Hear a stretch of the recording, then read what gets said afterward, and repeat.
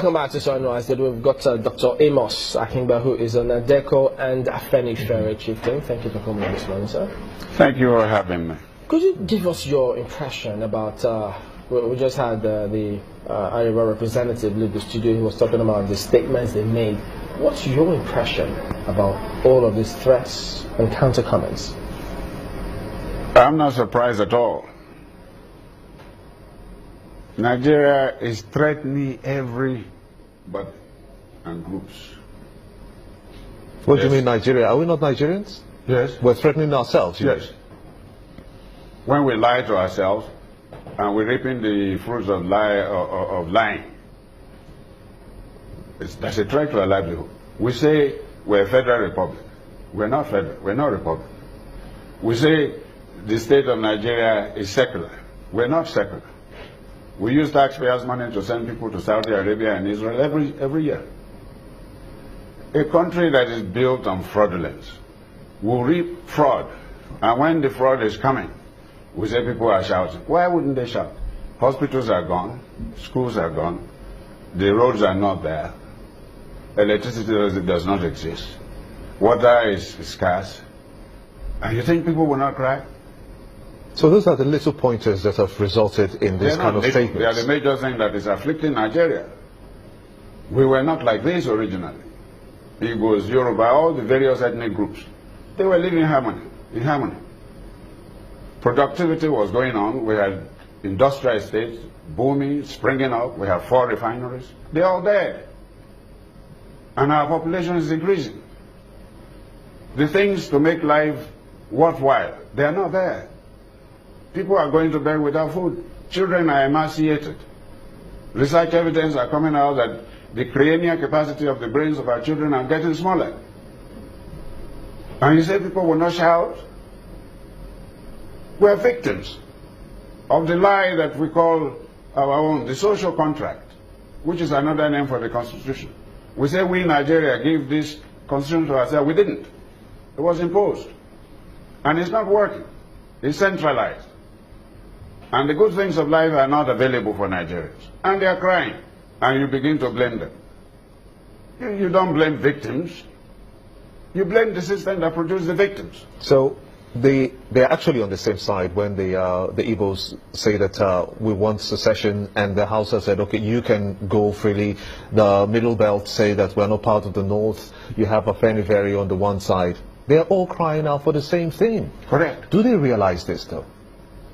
Well, if education is deficient, knowledge is also deficient. I think they do. Only they are suffocating.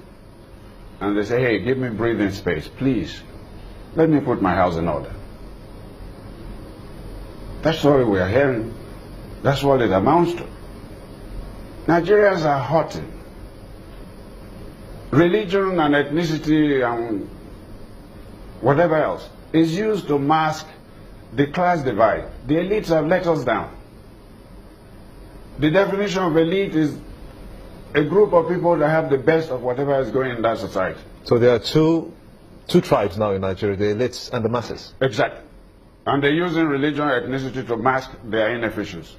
The elites who are supposed to provide leadership, they are not.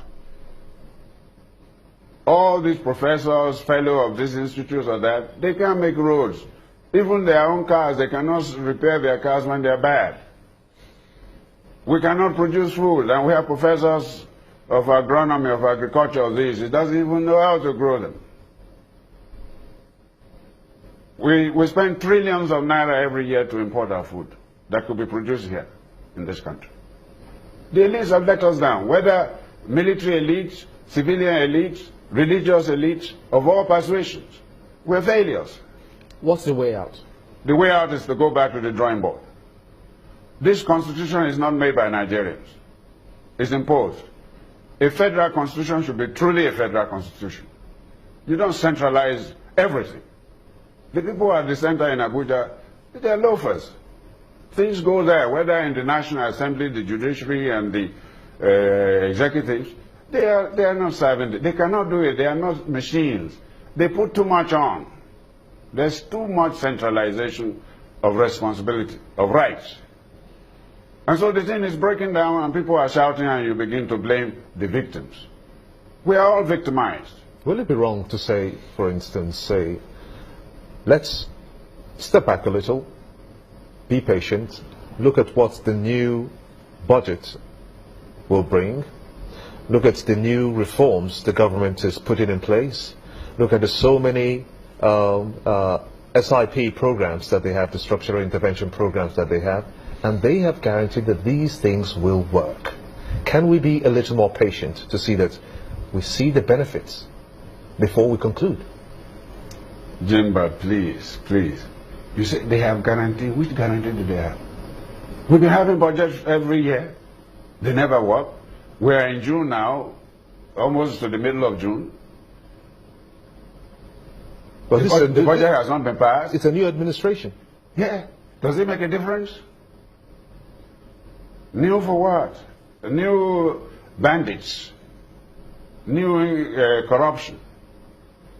What is the difference between last year and this, except with that we're going backwards? No, they say that in the past 16 years of the PDP, this government said in the past 16 years of the previous administration, it has brought this country to ruins and they are trying to fix it. That's what they would say. Do you not believe that they have the capacity to fix it? Nobody can fix this system.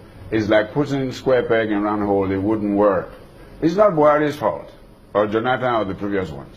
They were handed and still being handed instruments, i.e. the Constitution, that cannot work the way it is. If I could pick it up from there, Doctor. So how do we approach this? Because we've seen people come into government, or before they come, either they come into government or when they leave, they talk about restructuring or ensure we have a proper federal system. But when they are in government, the story changes. Yeah, when you are eating, you don't talk. That's what they say. And they're all eating now. The executives, the legislators, and the judiciary. The masses, they are going to go beyond control. That innocent people will be beaten up on the street. We're getting there. History is there throughout the world. We are human beings like other societies. When you push somebody to the wall, they react. Nigerians are reacting, and we are trying to blame them. We are all victimized. We've been put in a situation that no decent human being should be in. Nigeria never was like this. Ethnicity, religion never played important roles in our life. You were free to believe what you were.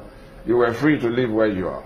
But now the scarcity of the necessities of things of life and living have pushed people to compete for smaller and smaller good things. And so the intensity of competition is now say, okay, I must give to somebody who is a member of my church, or I must give it to somebody who is from my ethnic group or my village. This is because of the scarcity of the necessities of things of life and living. We are supposed to produce. We are consumers. We do not produce anything. All the factories that are in Nigeria have closed down. Unemployment is soaring. Boys and girls are leaving high schools, universities, no work. Speaking about history... And you say that if I'm really, sorry, I'm really embarrassed that we are too docile. People should go out and smash all these things. They are oppressors. You're not calling for violence. They have been violated. But if you're speaking about... my friend. Speaking about history... If your government, your institutions are not serving you, you take them and redress and make them work. But people shouldn't take laws into their